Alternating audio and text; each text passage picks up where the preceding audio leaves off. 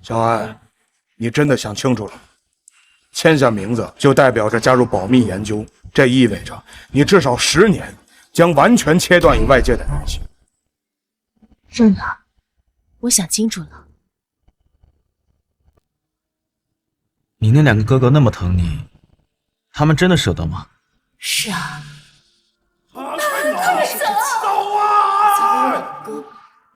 多百般疼爱，直到他们收养了一个孤儿温田。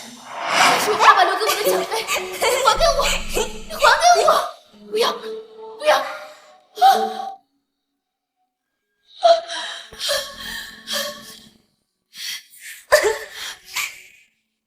这是我爸爸唯一的遗物，你为什么这么做？黑安，这个家是我的，你才是外人。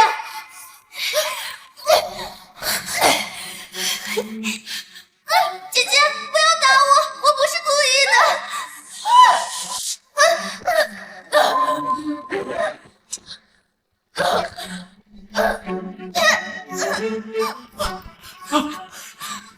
甜甜，你没事吧？甜甜，你没事吧？甜甜，你没事吧？裴安安，你就这么容不下甜甜吗？没有，以前我只觉得你叛逆，没想到你现在竟然想害甜甜性命。这个家要是待不下去，就给我出去！哥哥，别怪姐姐，姐姐不是故意的。这个家是我的，你才是外人。裴安安，你就真的一点都容不下甜甜吗？甜甜，我们去医院，走。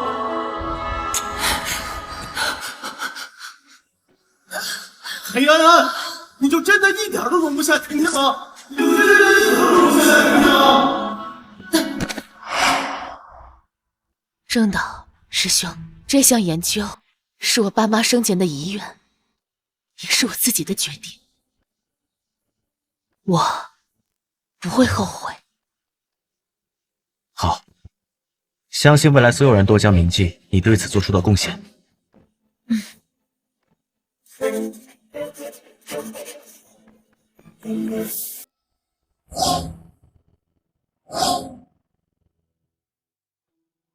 裴安安，不就是跟郑导出去学习几天吗？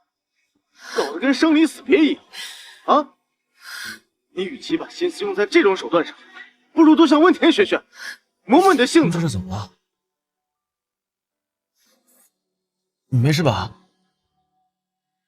师兄，过几天等我把论文写完，我们就离开这里吧。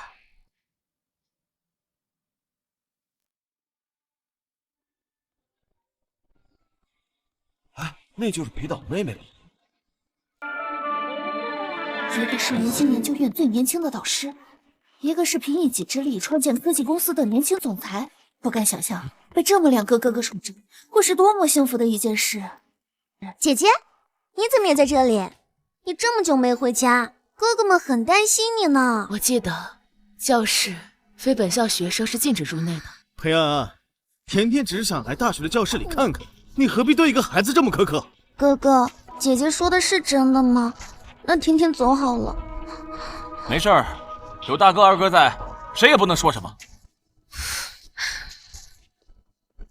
哎，是不是我又惹姐姐生气了？和你没关系，是他手头机场。在这坐好，我给你找本书看，要乖一点啊。好。我去给你拿点水。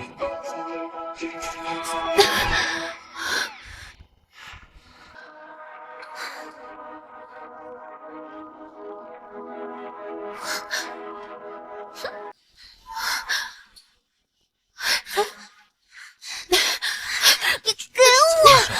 要不要上去拉一把？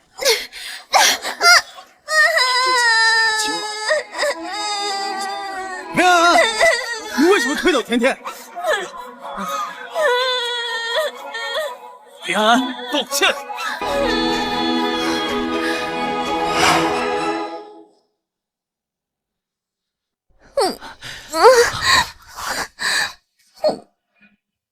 不分青红皂白就让小安道歉，你们还真是好哥哥呀！我们管教自己的妹妹，和外人无关。你论文被删了？这怎么可能？甜甜她不可能做出这样的事。难道我自己把我自己的论文删了？就算是甜甜删的，她肯定是无心之举。她毕竟还是个孩子，你为什么要对她动手啊？原来在裴教授眼里，小安犯了错就是需要管教，而他犯了错就是无意之举。你们真是双标啊！哥哥，我也不知道是怎么回事，我不是故意的。算了，他怎么了？按照以前的性子，他早就发脾气骂甜甜了。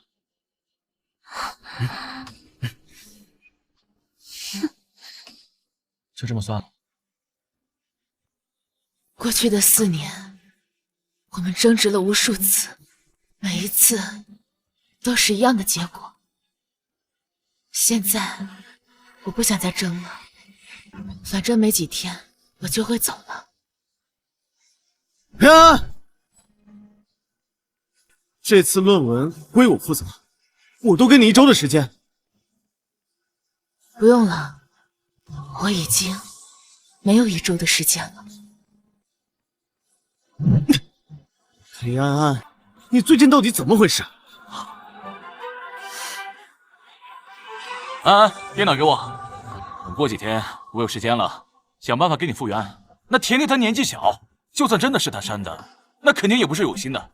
还以为他终于有一次愿意站在我这边了。你是怕我一怒之下再把温田推下楼？你就这么小心眼吗？你，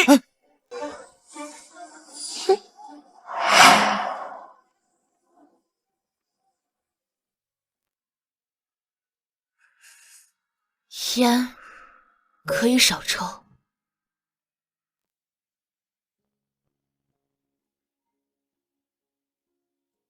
这么多年，他还是第一次这么听我的话。这棵平安树是你6年前送给我的生日礼物。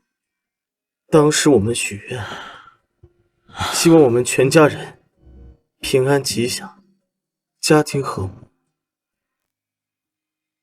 可是为什么我们之间会变成现在这个样子？洗手，吃饭吧。好。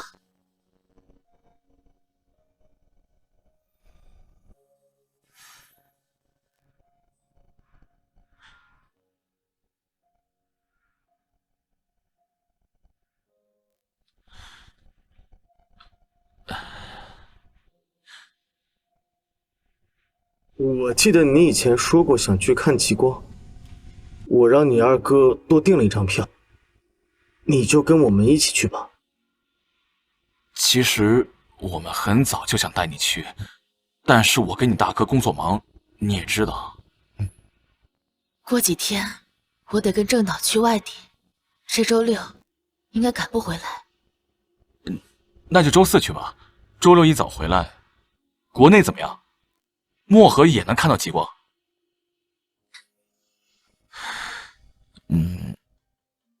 安安，温田终究是外人，哥哥永远是你的哥哥。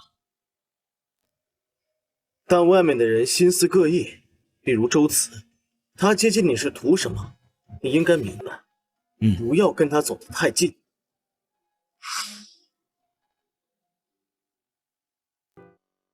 爸妈那场未完成的医学研究，马上就要重启了。我知道周慈也在课题组。他接近你，就是想从你嘴里套取爸妈的研究成果，占为己有。周师兄没你们想的那么卑鄙。裴安安，你这是什么态度？我是你大哥，我能害你吗？你以为他周慈是真心在乎你啊？他明摆着是想走我的门路。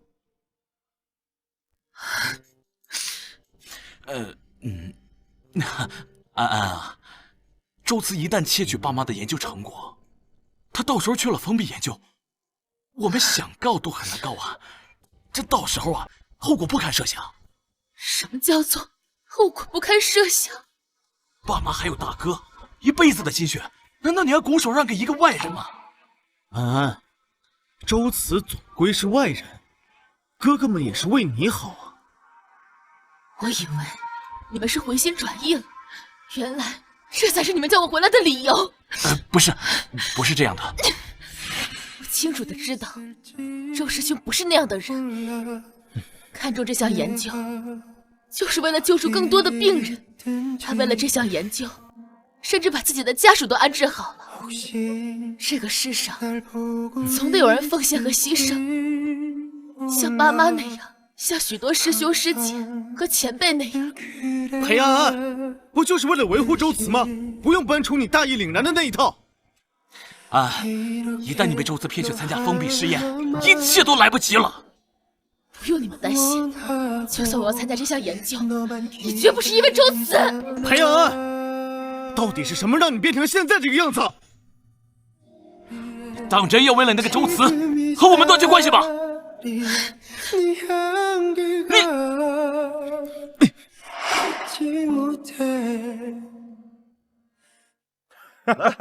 毕业各位快乐！毕业快乐！快乐！坐，大家都坐。坐，大家都坐，坐吧。同学们，经此一别，不知何时才能相见。来，再喝一杯。好，来，再来喝一杯，各位，来，干杯！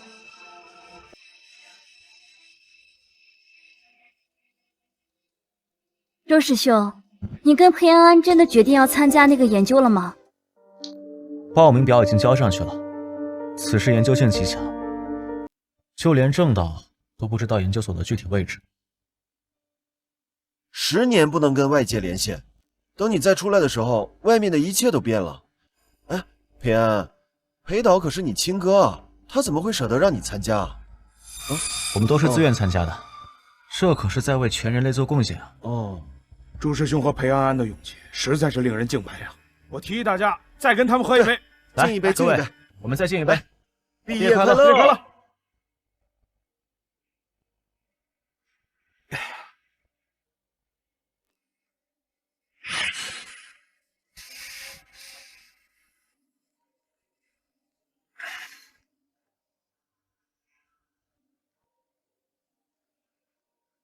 我接个电话。是来，接着吃，接着吃。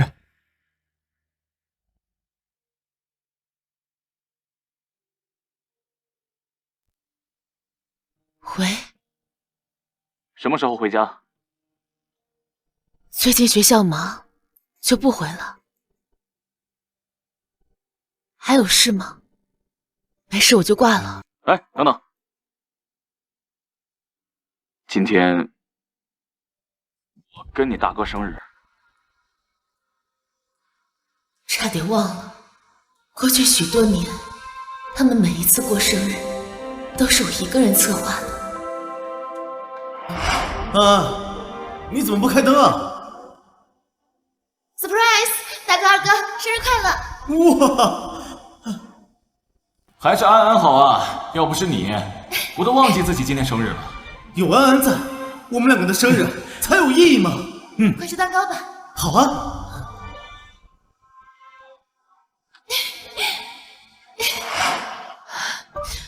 抱歉。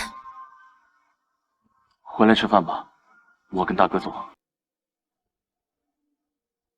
明天保姆带温田去上夜间补习班。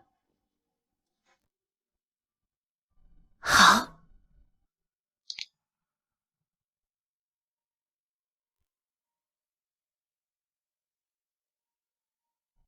这一次，该真的是最后一顿饭了。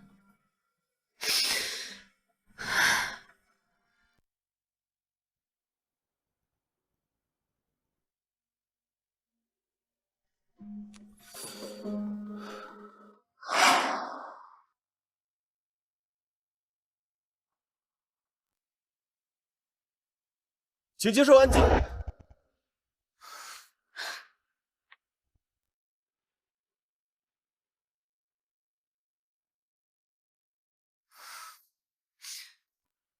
请上交手机。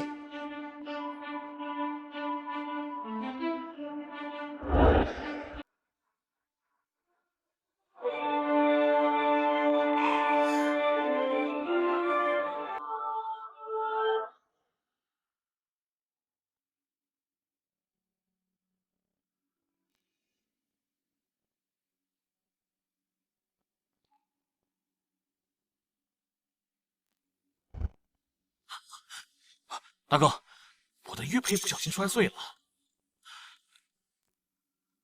你的也，这是安安送给我们的礼物，为什么会在同一时间摔碎？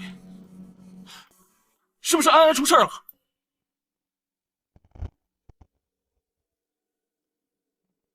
岛通，订最近的航班，马上回国。好。回国？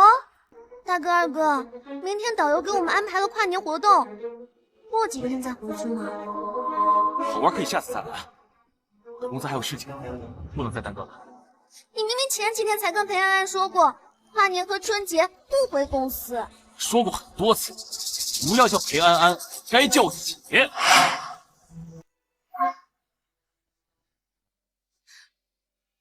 安安她那么大的人了，有什么好担心的？哼！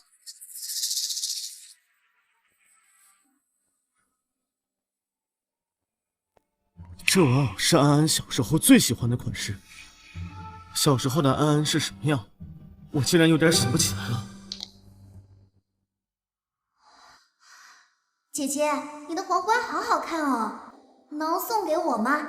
对了，甜甜想明天出院，你把她弄伤，她住在外面不方便，我打算让阿姨给她准备间客房，收拾出来给甜甜住。算了，我把主卧腾出来给她住。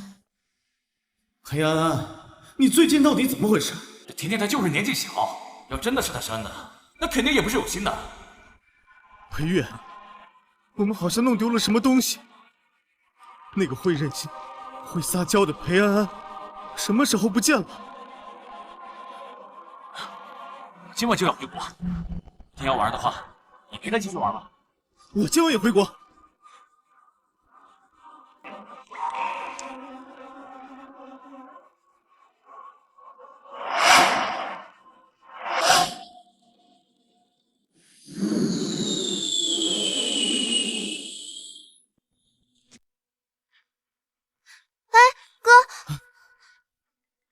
怎么样？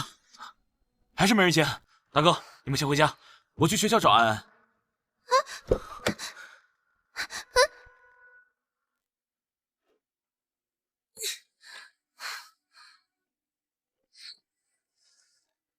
回家，开快一点。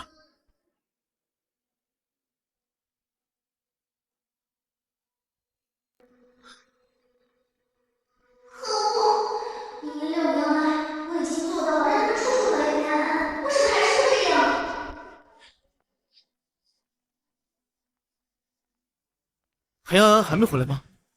小姐没有回来过。这都1周多了，明天就是小年，她怎么还不回来？先生又不关心小姐，何必再问？哎，你，哎呀，姐姐总会回来的嘛。大哥，先别管那么多了，继续看我新买的故事书好不好？今晚想要大哥给我读。她是你姐姐，几日不回家，你怎么对她漠不关心？那么大的人了都不会丢。大哥，我又说错话了吗？你不给我读故事书了吗？这么大的人，你不识字啊？以前只要我一提要求，大哥都会满足。今天这到底是怎么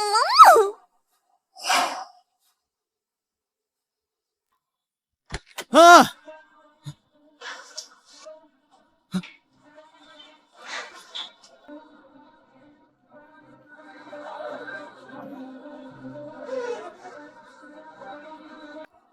这到底是怎么回事？安安去哪儿了？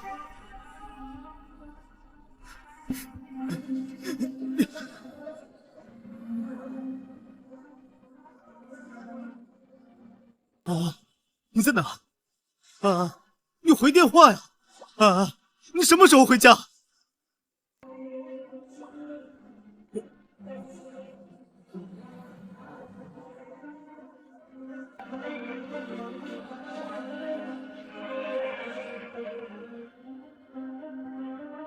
喂，郑导，裴安安这2天没给您添麻烦吧？小裴，他怎么能给我添麻烦？他不是跟您去外地了吗？是不是还没回来啊？裴总，你这是开什么玩笑？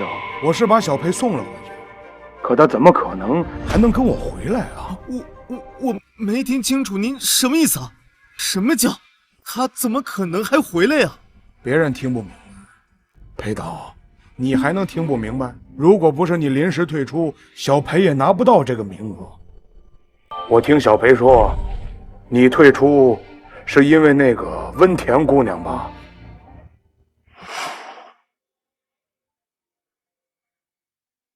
我听小裴说，你退出是因为那个温田姑娘吧？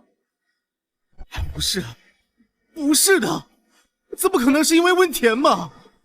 裴安安竟然以为我是为了温田，这怎么可能嘛？所以说，他是因为这个才代替我去的吗？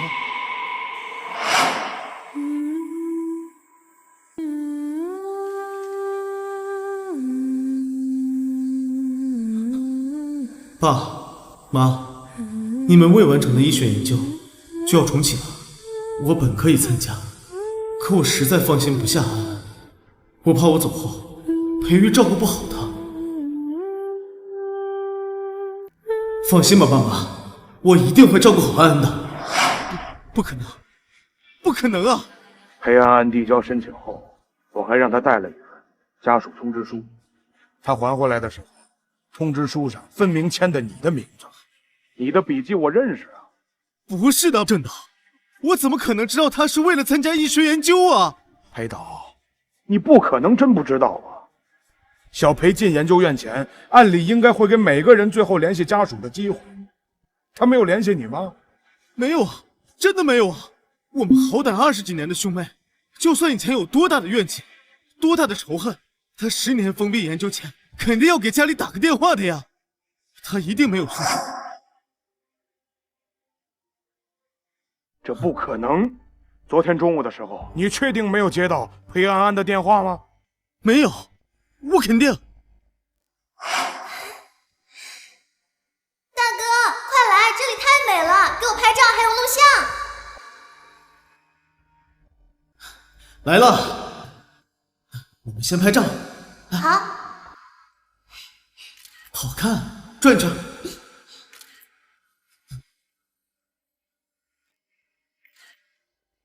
好，好，快拿来，我看看。怎么样？这里太冷了，我们回酒店吧，别冻着。好。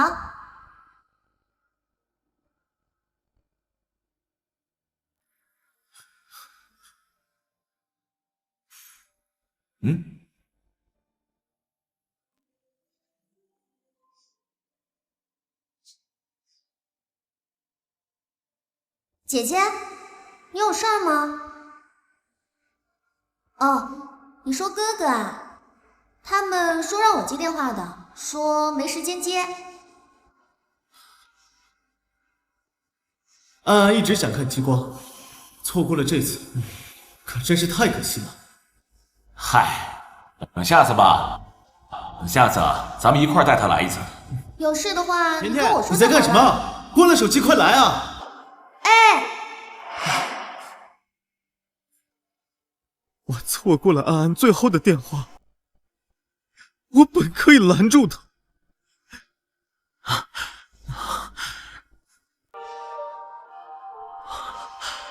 我找遍了家里的所有角落，安安不见了，她不见了。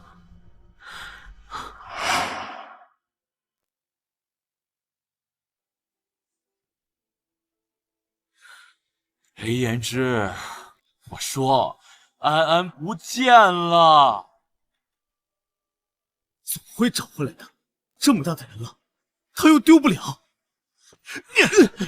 他跟周慈走了，我去查了学校监控，他拖着行李箱跟着周慈走了。你听不明白吗？他跟周慈走了，周慈是要去干什么的？你不清楚吗？我怎么会不知道他跟周慈去干什么？我去找安安，我去找安安。他每年过年都在家待着，明天就是小年了。我去找安安。你为什么要答应温田？因为说好的去漠河，安安都答应好了的。可是去漠河，后天他就不舍得走了。你装什么？魏延之，你有多久没管过安安了？那你呢？你管过吗？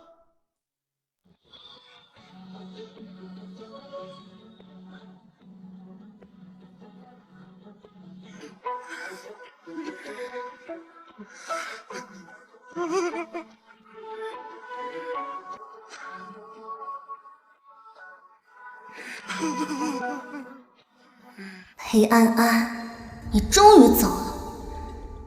从今天起，再也不用担心你会把哥哥们抢走了。不过，我还有最后一件事需要做。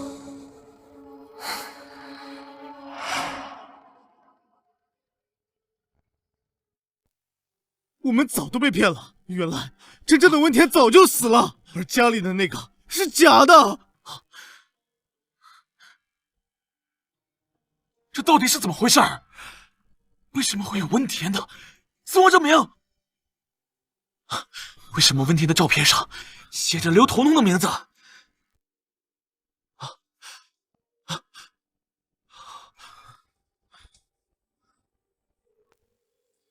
王爷，温田在家吗？他刚刚说要回去孤儿院看望院长，我以为你们知道的。怎么了，先生？大哥，你们什么时候回家呀？我一个人在家好害怕呀。好，我今晚有点事儿，迟一点回家，你乖乖在家等着。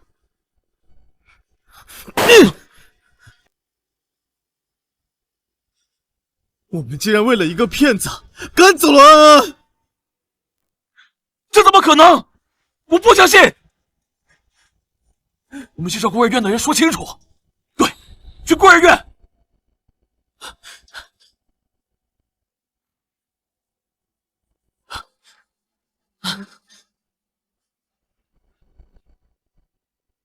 彤彤，你不能这样！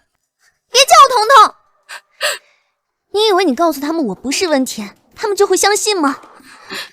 他们养了我4年，为了我，他们把裴安安都赶出了家。彤彤，是妈妈没用。当初你身患重病，我无法负担巨额的医药费，为了让你能够活下来，我只能谎称你是温田。但是现在你的病已经好了，我们不应该再欺骗他们了。闭嘴！谁是你女儿？你最好管好你自己的嘴，把这件事情烂在肚子里。你不能这样对待你的恩人，我会把真相告诉他们的。你去告啊！裴安安那个贱人上周打了电话，我接的，我听得出来，她应该不会再回来了。以后他们就只有我一个妹妹了。回头吧，孩子，怎么可能会有人为了外人而忽视自己的亲妹妹？血浓于水，你永远都不可能夺走别人的亲情的。就算她是亲的又怎么样？这些年我摔了她多少东西，她的2个哥哥只会维护我。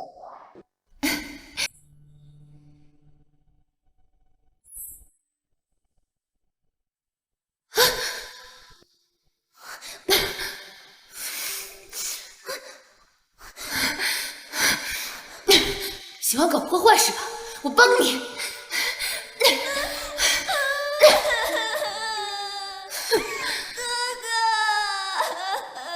裴安安，你干什么呢？先不回我的话。你又不是什么大画家，这画有什么金贵的？你跟一个孩子较什么劲？你今晚别想吃饭了，好好反省反省吧。我们走。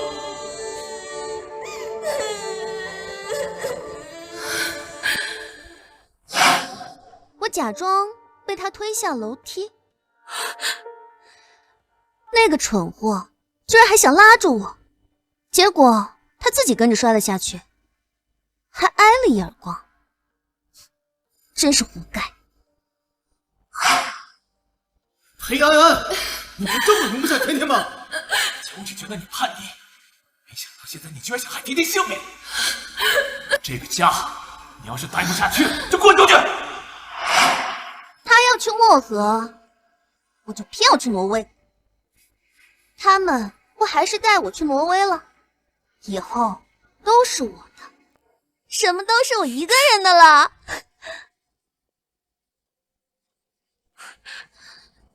大哥，二哥，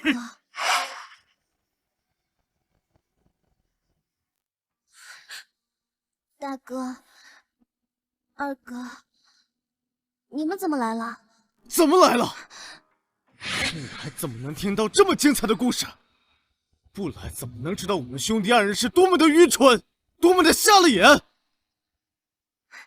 大哥，二哥，你们听我解释。解释？解释你如何顶着温田的名字，把安安的人生踩在脚底下整整6年，收起你那套令人作呕的把戏。刚刚的话，一字一句我们听得清清楚楚。摔颜料，一下楼，去挪威，温田，你这么多年，原来安安每一次受到的委屈、受伤害，背后都是你。我们竟然成了你的帮凶，帮着你伤害我们的亲妹妹。我的安安，是我做的又怎么样？裴安安她活该，凭什么裴安安她一出生就什么都有？凭什么所有人都爱她？就是要抢走她的东西，她的家，她的哥哥，还有她的身份。你们不是最疼我的吗？不是说什么都信吗？是你们自己蠢，是你们选择相信了我，抛弃了他，现在装什么痛心疾首？你住口！你怎么能说出这种话？他们是真心待你的呀！真心？我要真心有什么用？我要的是实实在在的好处，是裴家大小姐的身份，是裴家的金钱和地位。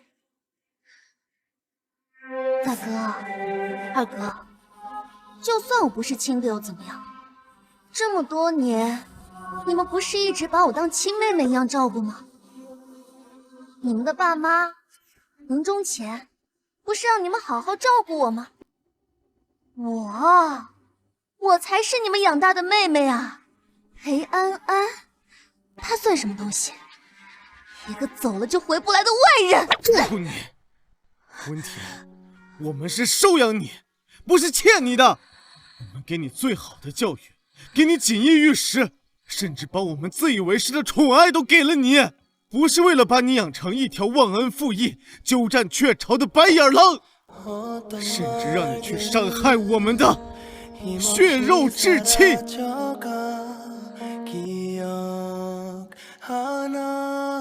从今天起，我要正式给你解除收养手续，我们裴家跟你再无任何关系。不，大哥，你不能这么对我。二哥，你说句话呀，你最疼我了，二哥。大哥的意思就是我的意思。温田，应该叫你刘彤彤。你的所作所为，已经耗尽了我们对你最后一丝怜悯和情分。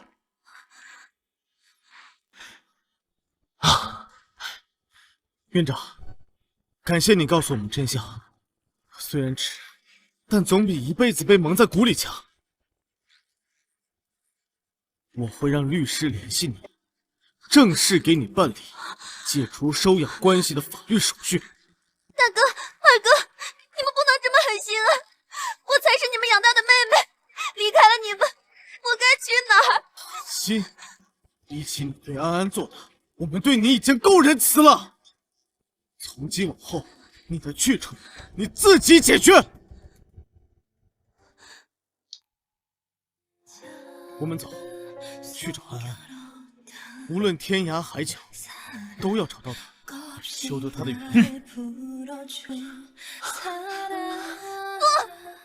二哥，我也是你们养大的妹妹，你们不能就这么抛弃我！大哥二哥。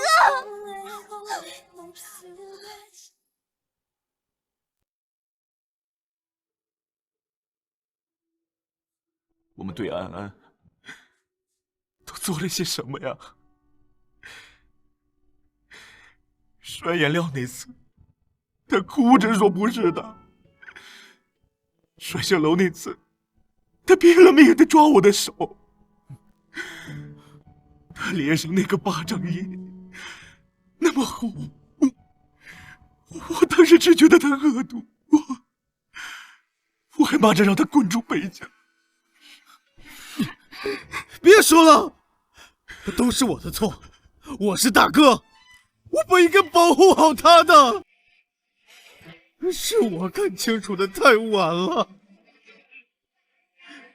被所谓的责任和表象迷惑了双眼，一次一次的伤害他，逼走他，我他妈就是个混蛋！找到他，哥，一定要找到安安！我要跪在他面前，求他原谅。就算他不原谅，我也要守着他，一辈子弥补。我要告诉他，他的哥哥回来了，我知道错了。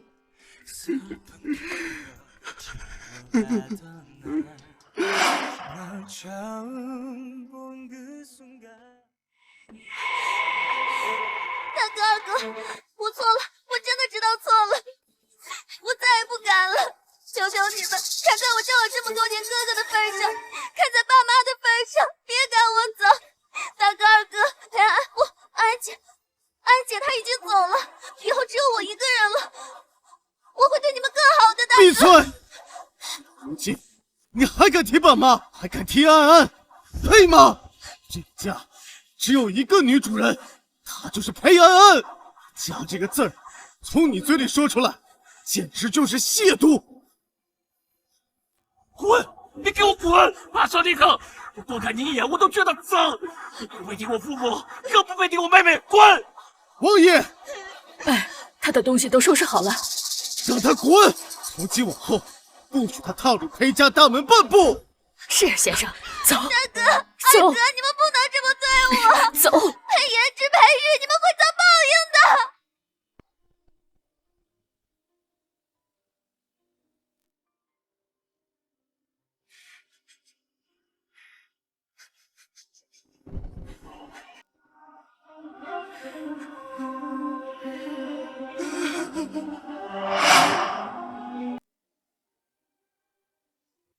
热烈祝贺抗癌特效药汇兑上市！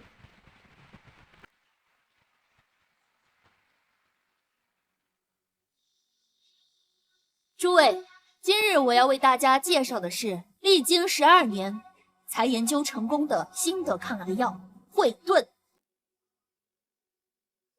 它将打破天价卖药神话，以全球最低、普惠大众的价格上市。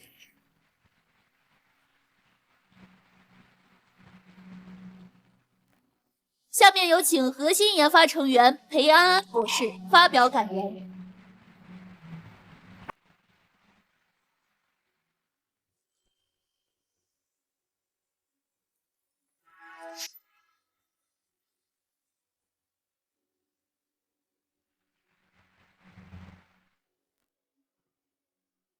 今天是惠顿的诞生之日，也是我的父母在实验室意外殉职的日子。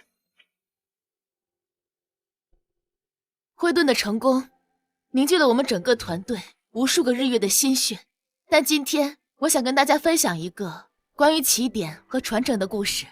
我的父母裴明远教授和林静研究员，他们将毕生的心血都倾注在攻克癌症的道路上，但是他们却倒在了距离曙光最近的那个黎明之前。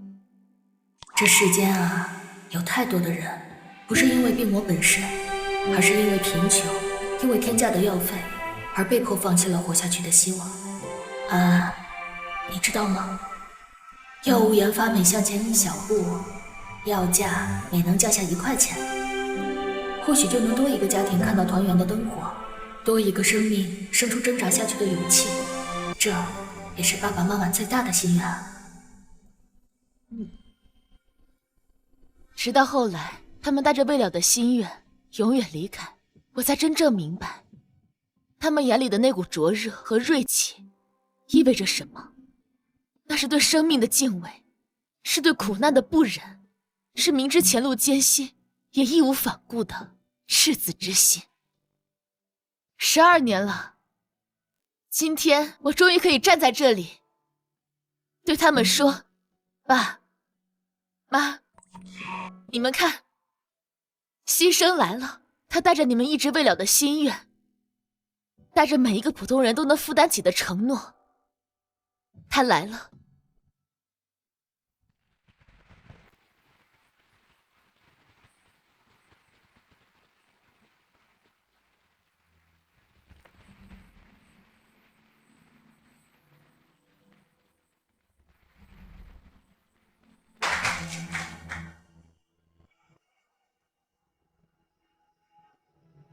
安安，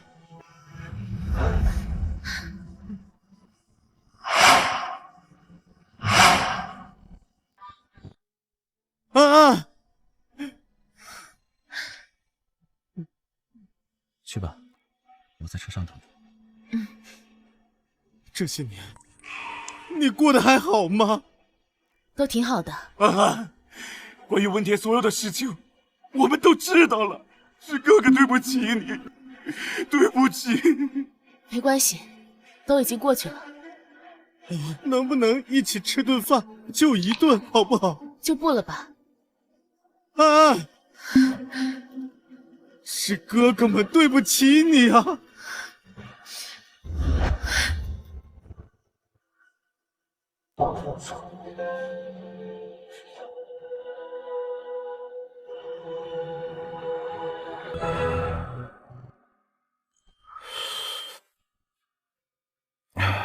这些年，北城变化很大，有些人也变了。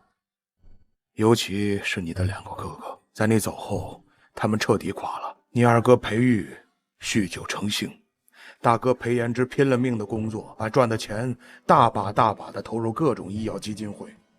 他自己也像个赎罪的苦行僧，参加了好多次学院和研究院的各种高风险的医药实验，说是要亲身感受。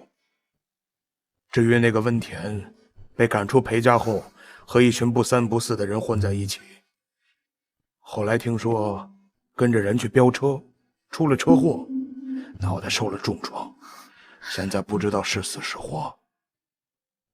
小裴呀，这12年，他们过得生不如死，尽一切办法在忏悔，在弥补折磨自己，也一直在找你。你有没有想过，毕竟血浓于水郑导啊！于我而言，早就过去了。我的余生会继续献身于医疗研发事业，完成我父母未完成的心愿。至于我的2个哥哥，谈不上恨，但不想再回头。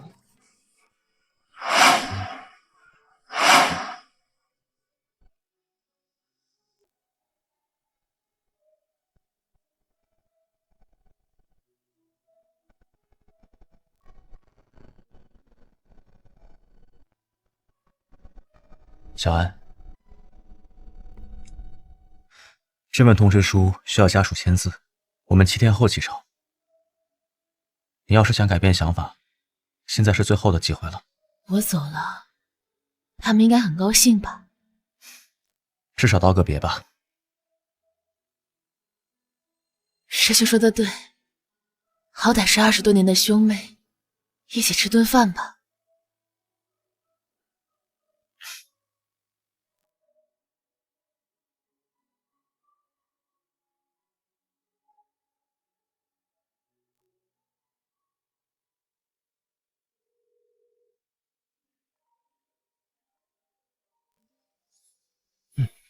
哥，今天元宵，能不能一起吃顿晚饭？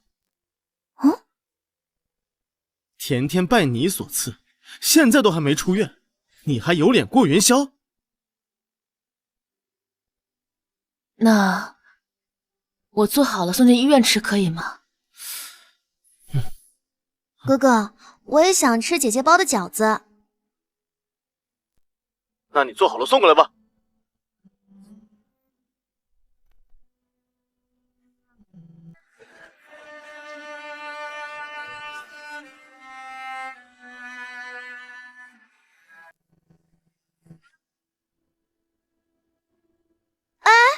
姐姐带着饺子来了，哥哥，我现在就想吃。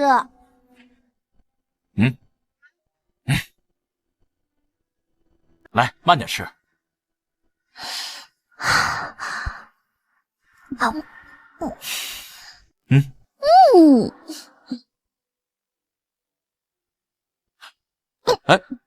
你慢点吃啊，谁能跟你抢吃的？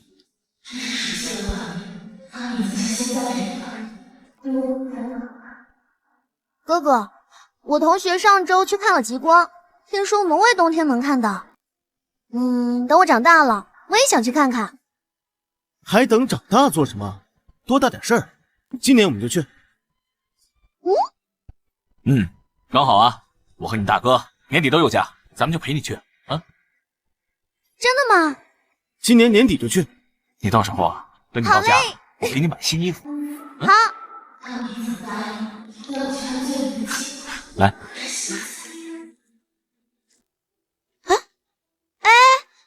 姐姐，你要不要跟我们一起去啊？不了，过几天我要跟郑导出远门。你要去哪里呀？我去参加一项医学研究，需要家属签字。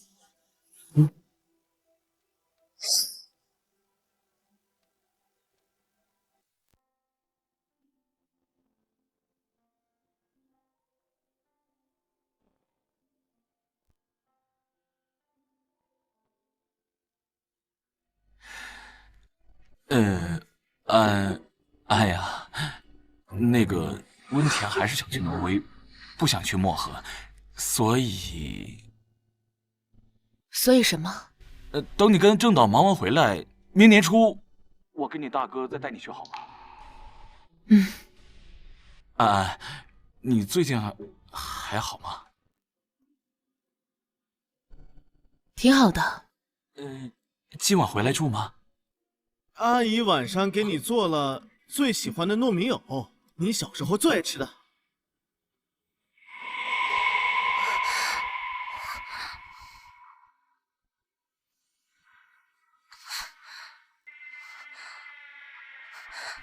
我今年都25了，早就不是小孩子了，那些甜食我都不爱吃。今晚就不回来了吧？以后也不会回了。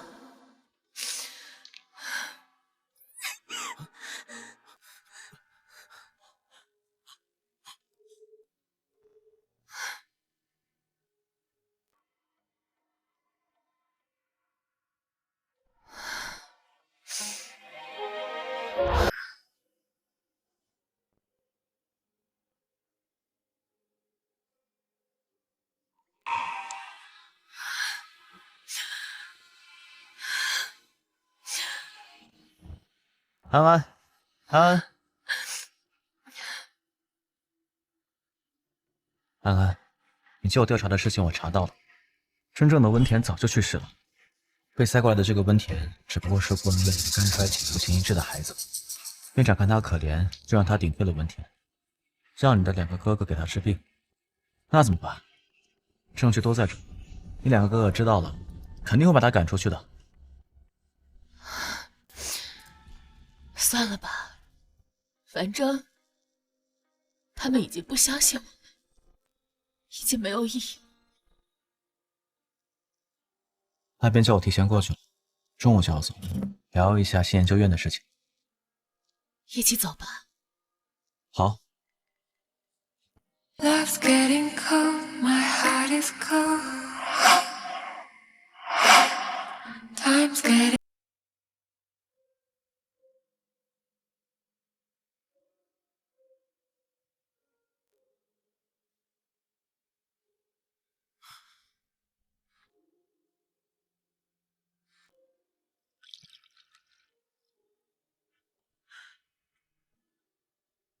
先生，前2天我收拾小姐的房间，在抽屉的最里边发现了这个小姐的日记本，我想你们应该看看。安安的日记。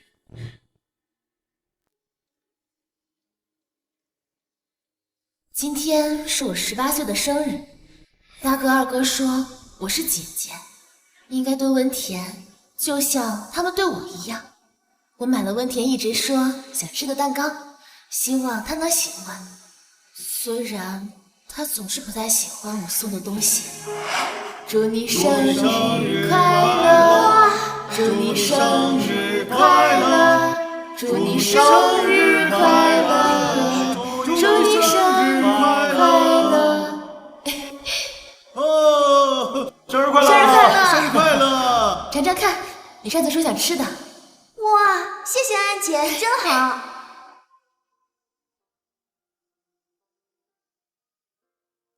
怎么样，开心吗？开心。味道还不错。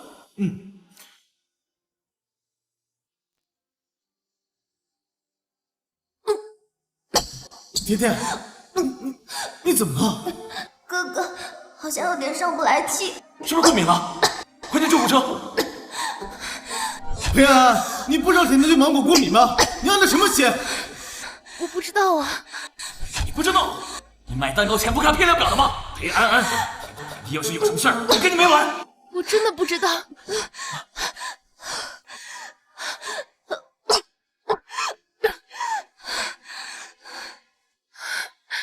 店员说这款蛋糕是不含芒果的，难道是有人故意加了芒果酱夹馅？原来安安一直都有尝试着做一个好姐姐，可是我们一次又一次的不分青红皂白的把她钉在耻辱柱上，我们怎么配当她的哥哥？怎么配啊？他每一次的退让，每一次的沉默，背后都是这么的无助和绝望啊！我们不但没有成为他的依靠，反而成了亲手把他推下地狱的刽子手啊！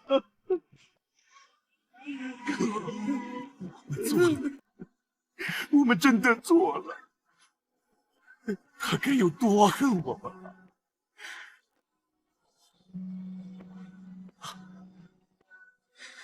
我答应过安安的，要走到一条新的危机。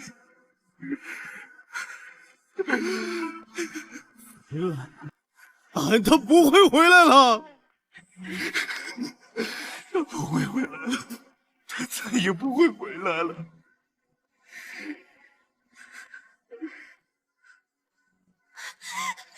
大哥二哥，我错了，我真知道错了。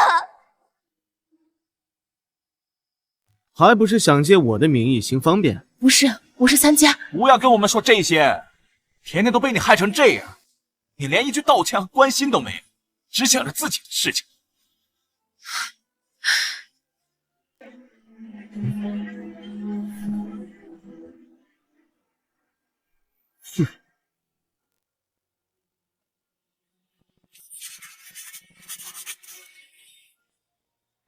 好了，随他去吧。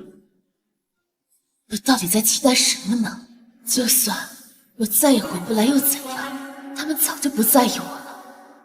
对了，甜甜想明天出院，你把她弄伤，她住在外面不方便，我打算让阿姨给她准备一间客房，收拾出来给甜甜住。算了，我把主卧腾出来，给他住吧。什么？你不用这样，我知道你小心眼。等甜甜病好了，再搬回外面就是了。好，让他搬进来吧，他年纪小，需要人照顾。你们跑来跑去也麻烦，况且这几年我在家里住的也不多，他住主卧更合适。裴安安，你在这装出这副样子给谁看？我以为你送姐夫来是真心悔过，没想到你还是这副模样，死性不改。我走了。你裴安安，到底是什么时候变成现在这样不可理喻的模样？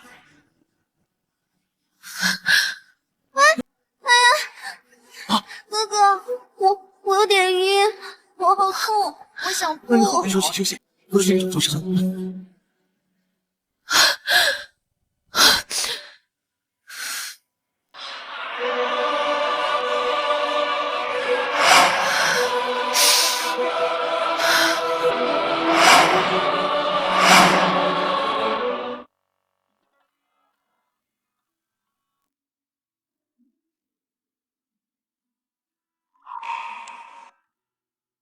感谢大家对全人类做出的贡献。1小时后，我们将抵达秘密研究所。现在，大家可以给家里打最后一通电话。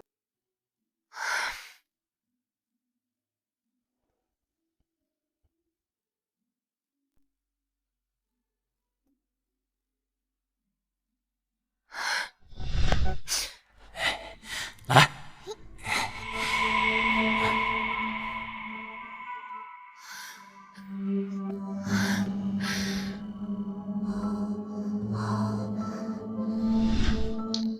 甜甜，你很冷吗？刚到北城，还有点不习惯。早知道这场姐姐不带给人家。甜甜刚来北城，不习惯，你把围巾给甜甜。哥，这是你亲手织给我的围巾。你是姐姐，不要那么小气，到时候再送你一条大一些的。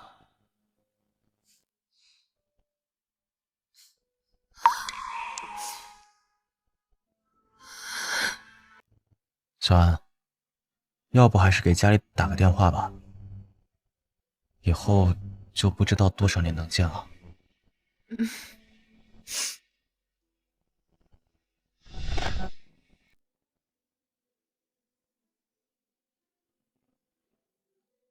姐姐，你有事儿吗？他们呢？哦，你说哥哥呀？他们说让我接电话的，说没时间接，有事儿你跟我说就好了。温田，关了手机，快过来！哎，好，姐姐，你到底有什么事儿啊？我能帮你转告哦。没事，没事。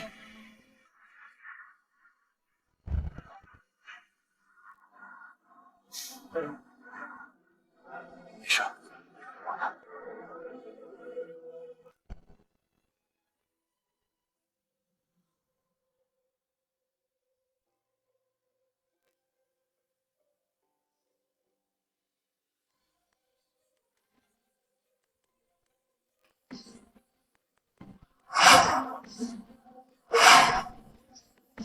就在生日宴的第2天，我接到了医院打来的电话，说裴延之的病情急剧恶化，已经进入弥留状态，问我是否要来看最后一眼。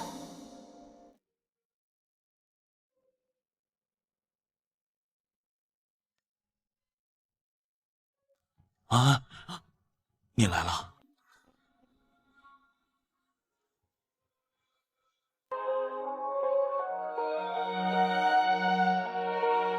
安安别怕，有大哥二哥在。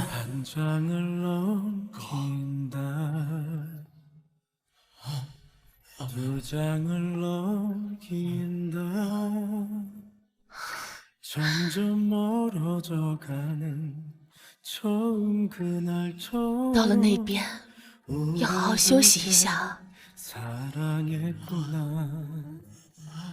세상을 넘길 때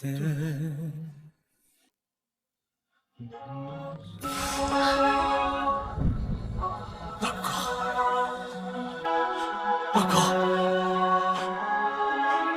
大哥，大哥，大哥。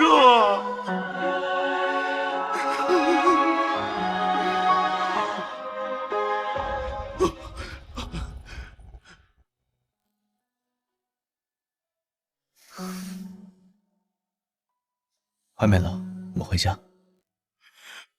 安安，找照顾好自己。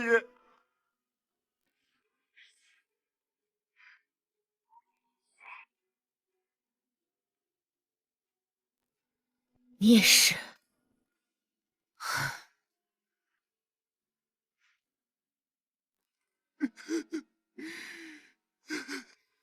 He deals the cards as a meditation, and those he plays never suspect.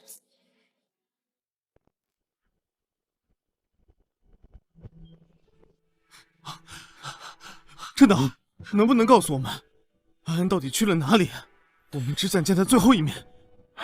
言之啊，你是知道这项研究有多重要的。一旦成功，人类将迎来治愈癌症的希望。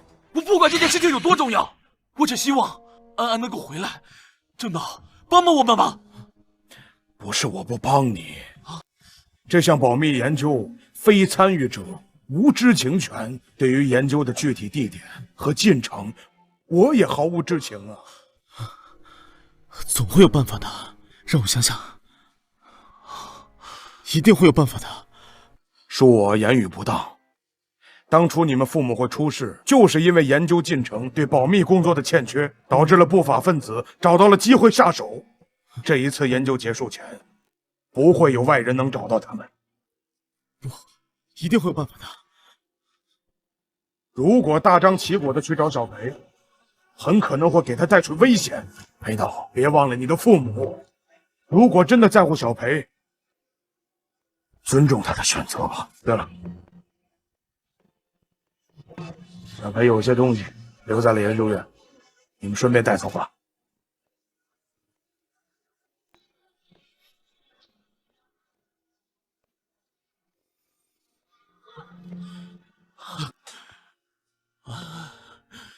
再也回不来了。我一定把他找回来。